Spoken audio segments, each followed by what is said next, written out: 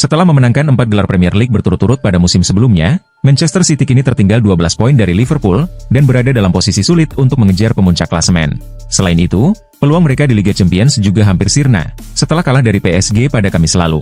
Meski menghadapi tantangan berat musim ini, Pep Guardiola menegaskan bahwa Manchester City akan kembali bersaing merebut gelar di musim depan. Kami memang tidak berada dalam kondisi terbaik, itu jelas, ujar Guardiola. Saya tidak bodoh untuk tidak menyadari standar dan level kami. Guardiola juga mengungkapkan bahwa ia sudah memprediksi musim ini akan sulit. Saya sudah melihat tanda-tandanya beberapa kali. Saya tahu, musim ini kami akan menghadapi kesulitan, dan itu memang terjadi. Tapi musim depan, kami akan bangkit kembali, tegasnya.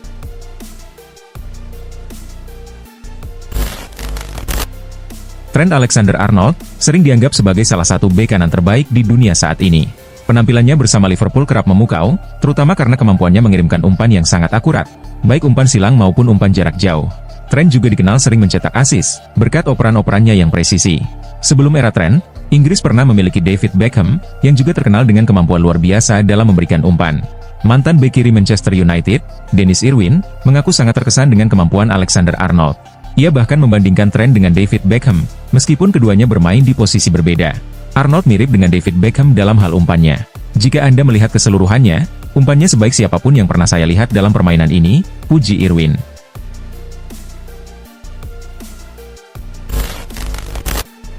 PSSI memutuskan untuk mengakhiri kerjasama dengan Shin Tae-yong dan menunjuk Patrick Kluivert sebagai pelatih baru timnas Indonesia. Namun, keputusan tersebut memicu kebingungan dari pelatih timnas Australia, Tony Popovich, terutama karena pergantian pelatih dilakukan di tengah momen krusial kualifikasi Piala Dunia 2026. Itu tidak mengubah apapun. Sulit bagi kami untuk memahami atau mengetahui alasan mereka mengganti pelatih, ujar Popovich. Namun, jelas bahwa secara internal mereka telah mengambil keputusan. Meski demikian, Popovich tetap menghormati Patrick Kluivert. Ia menilai, pelatih asal Belanda itu memiliki ambisi besar untuk mempertahankan performa positif timnas Indonesia di babak ketiga kualifikasi Piala Dunia 2026. Mereka telah membawa nama besar dalam dunia sepak bola. Dan saya yakin, dia akan ingin melanjutkan performa baik mereka, serta mereka akan ingin memulai itu melawan kami, ucap Popovich.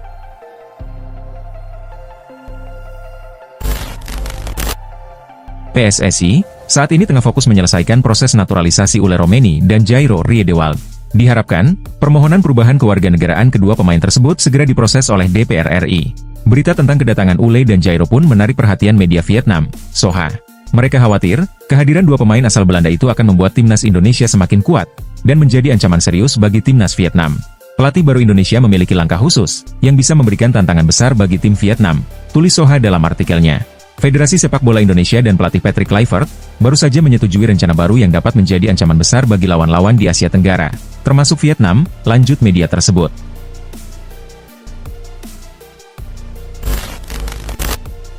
Kontrak Frenkie de Jong di Barcelona akan berakhir pada musim panas 2026.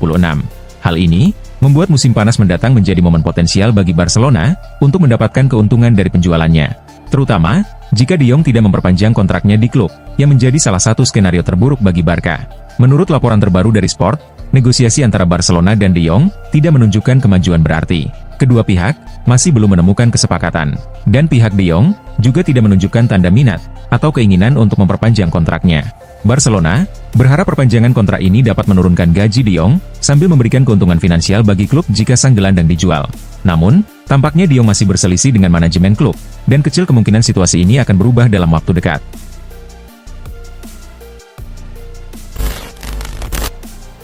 Real Madrid dikabarkan berminat menjadikan Xabi Alonso sebagai manajer baru, jika Carlo Ancelotti benar-benar meninggalkan posisinya di Santiago Bernabeu pada musim panas 2025. Alonso dianggap sebagai kandidat ideal, setelah meraih kesuksesan luar biasa bersama Bayer Leverkusen, di mana ia berhasil membawa timnya tampil konsisten di kompetisi domestik dan Eropa. Namun, upaya Madrid untuk merekrut Alonso diprediksi tidak akan berjalan mudah. Mantan gelandang timnas Spanyol itu, sebelumnya juga telah dikaitkan dengan sejumlah klub besar, seperti Liverpool dan Bayern Munchen, yang sama-sama mengincarnya sebagai pelatih di masa depan.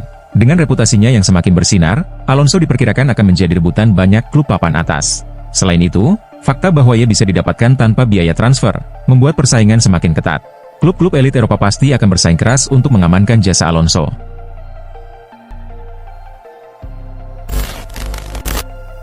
Federico Valverde menjadi andalan Real Madrid sepanjang musim ini dengan mencatatkan 32 penampilan di semua kompetisi. Kemampuan serba bisa pemain asal Uruguay ini membuatnya mendapatkan banyak kesempatan bermain. Selain piawai mengisi semua posisi di lini tengah, Valverde juga mampu bermain sebagai bek kanan. Pelatih Carlo Ancelotti bahkan mengaku kesulitan menentukan posisi terbaik untuk Valverde karena begitu banyak peran yang bisa ia jalankan.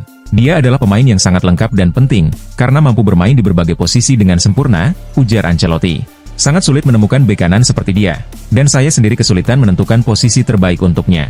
Anda harus memilih posisi yang paling cocok untuk tim.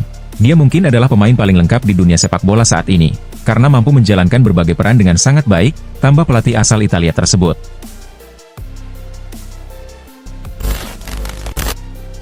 Arsenal saat ini menghadapi krisis di lini depan, akibat cedera yang menimpa dua penyerang andalannya, Gabriel Jesus dan Bukayo Saka. Kondisi ini membuat skuad asuhan Mikel Arteta kesulitan mencetak gol. Untuk mengatasi masalah tersebut, Arsenal berencana merekrut striker baru pada bursa transfer musim dingin ini. Beberapa nama mulai dikaitkan dengan Arsenal, termasuk Yoane Wissa, Benjamin Sesko, dan Marcus Rashford. Terbaru, Arsenal disebut sedang mempertimbangkan untuk meminjam striker muda Brighton, Evan Ferguson.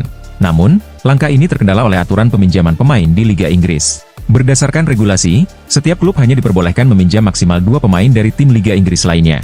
Saat ini, Arsenal sudah memiliki 2 pemain pinjaman, yakni Raheem Sterling dan Neto. Dengan demikian, Arsenal harus melepaskan salah satu pemain tersebut terlebih dahulu, jika ingin mendatangkan Ferguson.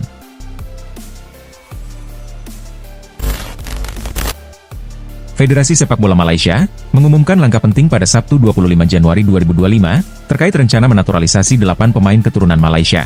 Menurut FAM, 4 pemain sudah berada dalam tahap menunggu persetujuan akhir dari pemerintah Malaysia.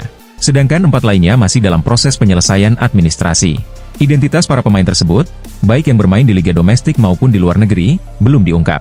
Proses pengajuan kewarganegaraan Malaysia untuk 4 pemain keturunan baru, saat ini sedang menunggu persetujuan dari pemerintah Malaysia, tulis FAM di situs resminya. Selain itu, FAM juga tengah melengkapi dokumen untuk 4 pemain lainnya. FAM menyampaikan apresiasi kepada pemerintah Malaysia atas dukungannya dalam upaya memperkuat tim Harimau Malaya, jelas mereka.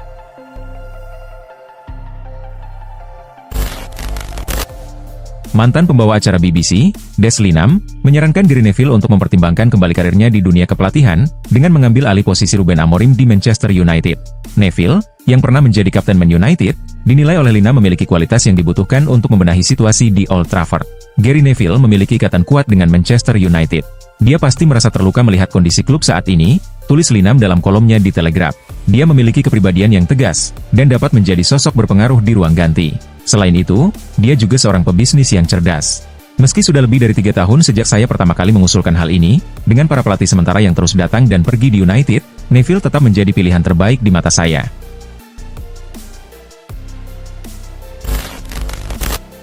Gelandang Oxford United, Marcelino Ferdinand, mengalami kejadian tak menyenangkan selama berada di Inggris. Mobilnya menjadi sasaran perampokan oleh pihak yang tidak bertanggung jawab. Dalam insiden tersebut, kaca penumpang dan bagian belakang mobilnya dirusak oleh pelaku untuk mengambil barang yang ada di dalamnya. Marcelino membagikan video pengakuan terkait peristiwa ini melalui akun TikTok Everybody Me. Dalam video tersebut, ia menunjukkan kerusakan pada mobilnya sambil menceritakan kejadian yang menimpanya. Kalau kalian lihat, mobilku dicuri, dirusak, mungkin orang sialan itu, ungkapnya dengan nada kesal. Ia juga menjelaskan bahwa pelaku berhasil membawa kabur tas Louis Vuitton miliknya yang berisi beberapa barang berharga. Mereka mengambil tas Alveco. Di dalam tasku, mereka punya parfum kesehatan, tambahnya.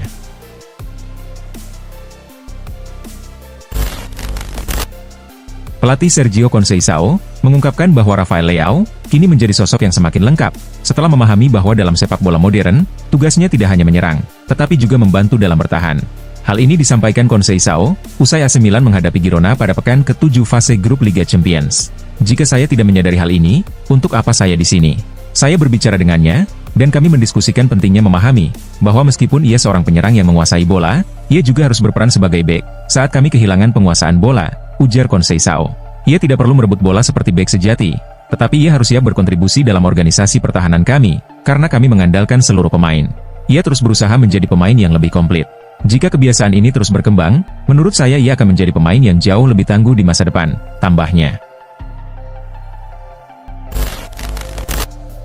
Alexander Zinchenko kemungkinan besar akan segera meninggalkan klub setelah kesulitan mendapatkan waktu bermain reguler musim ini. Bek Arsenal tersebut hanya menjadi starter 4 kali dari 13 penampilan kompetitifnya, yang dipengaruhi oleh keputusan seleksi dan masalah cedera. Borussia Dortmund dikabarkan tertarik merekrut bek sayap itu untuk memperkuat sisi kiri pertahanan mereka. Namun, Dortmund kini harus bersaing dengan Atletico Madrid, yang dilaporkan oleh Florian Plettenberg, sedang berdiskusi mengenai transfer Zinchenko. Klub asuhan Diego Simeone tersebut berharap dapat mencapai kesepakatan untuk transfer permanen atau peminjaman, dengan kewajiban membeli pada akhir musim.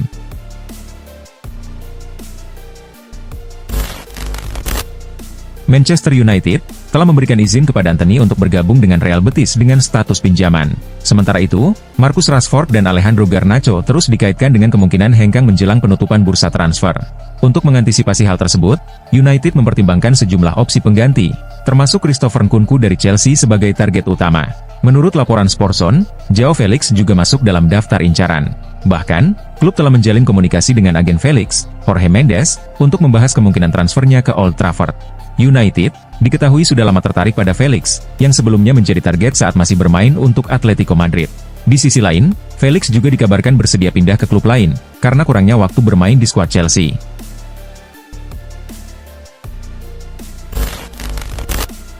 Pau Victor dipastikan tetap bertahan di Barcelona hingga akhir musim ini. Meskipun jarang mendapatkan kesempatan bermain, klub raksasa Spanyol tersebut memutuskan untuk tidak melepasnya pada bursa transfer musim dingin. Pemain muda ini hanya tampil selama 18 menit dalam 8 pertandingan terakhir, dengan penampilan terakhirnya terjadi saat Barcelona menghadapi Real Betis di ajang Copa del Rey, di mana ia masuk ketika tim sudah unggul 4-0. Namun, di kompetisi La Liga dan Liga Champions, namanya belum kembali terlihat dalam daftar pemain yang dimainkan. Pelatih Hansi Flick lebih sering mengandalkan Dani Olmo, atau menggunakan formasi dengan striker palsu untuk lini depan, terutama saat Robert Lewandowski absen. Situasi ini menjadikan Pau Victor salah satu pemain dengan kontribusi paling minim dalam skuad musim ini.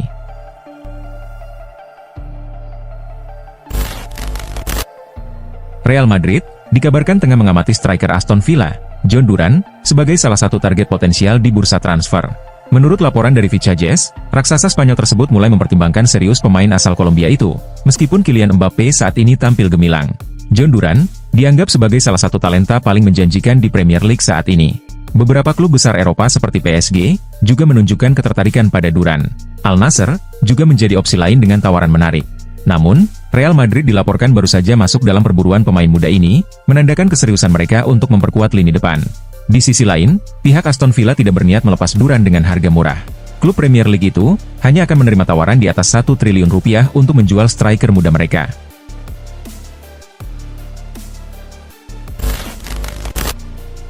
Arsenal berhasil meraih kemenangan penting pada pekan ke-23 Liga Inggris musim ini. Dalam laga melawan Wolverhampton, The Gunners menang tipis dengan skor 1-0. Gol sematawayang Arsenal dicetak oleh Ricardo Calafiori di paruh kedua pertandingan. Tambahan 3 poin ini membawa Arsenal naik ke posisi kedua klasemen sementara, dengan 47 poin dari 23 pertandingan. Sementara itu, Wolverhampton tetap bertahan di peringkat ke-17. Liverpool menghadapi Ipswich Town di Anfield pada pekan ke-23 Premier League. Laga ini berakhir dengan kemenangan 4-1 untuk Liverpool. Gol-gol Liverpool dicetak oleh Dominic Szoboszlai di menit ke-11, Mohamed Salah di menit ke-35, serta Cody Gakpo di menit ke-44 dan ke-66. Sementara itu, Ipswich hanya mampu mencetak 1 gol balasan lewat Jacob Grives di menit ke-90. Kemenangan ini semakin mengokohkan posisi Liverpool di puncak klasemen dengan 53 poin. Sedangkan Ipswich tetap terpuruk di zona bawah dengan 16 poin. Manchester City menjamu Chelsea pada pekan ke-23 Premier League di Stadion Etihad. Bermain di depan pendukung sendiri, Man City meraih kemenangan 3-1. Gol-gol kemenangan Man City dicetak oleh Joshua Gvardiol, Erling Haaland, dan Phil Foden. Sementara Chelsea hanya mampu membalas lewat gol Noni Madueke. Hasil ini membawa Man City kembali bersaing di papan atas klasemen, menempati peringkat keempat dengan 41 poin. Di sisi lain, Chelsea harus puas berada di posisi ke-6 dengan raihan 40 poin. Juventus harus menelan kekalahan pada laga Grande Partita Giornata ke-22 Serie A musim ini. Menghadapi Napoli, Sinyonya tua kalah dengan skor tipis 2-1. Juventus sempat memimpin lebih dulu, lewat gol Randal Kolo Muani. Namun, Napoli berhasil membalikkan keadaan di babak kedua, melalui gol Andre Frank Zambo Anguissa, dan penalti Romelu Lukaku. Kemenangan ini mengukuhkan posisi Napoli di puncak klasemen dengan 53 poin. Sementara Juventus tertahan di peringkat kelima dengan 37 poin. Real Madrid meraih kemenangan meyakinkan saat bertandang ke markas Real Valladolid di Municipal José Zorrilla. Dalam laga pekan ke-21 La Liga ini, Los Blancos menang telak 3-0 atas tuan rumah. Seluruh gol Real Madrid dicetak oleh Kylian Mbappe. Kemenangan ini semakin mengokohkan posisi Real Madrid di puncak klasemen La Liga dengan 49 poin dari 21 pertandingan. Sementara itu, Valladolid terpuruk di dasar klasemen dengan hanya mengumpulkan 15 poin dari jumlah laga yang sama.